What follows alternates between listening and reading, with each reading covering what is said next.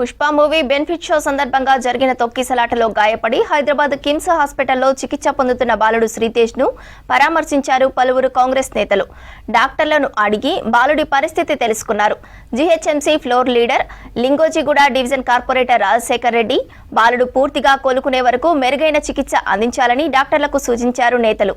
కుటుంబంలో ఒకరి ప్రాణం పోయి మరొకరు హాస్పిటల్లో చికిత్స పొందితే అల్లు అర్జున్ ఎందుకు పరామర్శించడం లేదన్నారు నేతలు.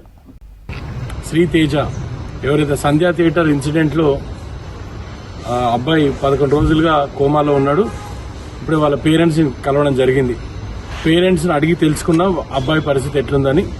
మార్పు ఏం లేదు, ఇప్పటివరకు కూడా సెన్సెస్ రావట్లేదని చెప్తున్నారు. నేను ఒకటే కోరుకుంటున్నా, అబ్బాయి తొందరగా కోలుకోవాలి. ఖచ్చితంగా అల్లు అర్జున్ ఫ్యాన్ అయిన అబ్బాయిని మళ్ళీ అల్లు అర్జున్ కలవాలి.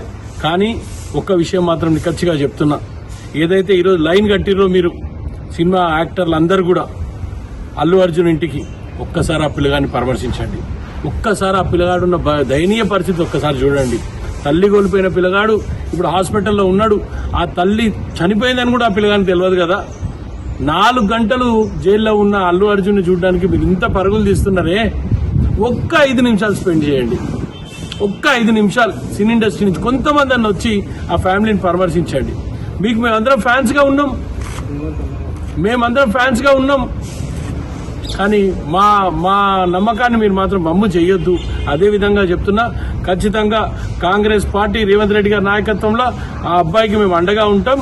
ఆ అబ్బాయికి కావాల్సిన అన్ని విధాలుగా మేము ఆ పిల్లగారిని కాపాడుకుంటాం.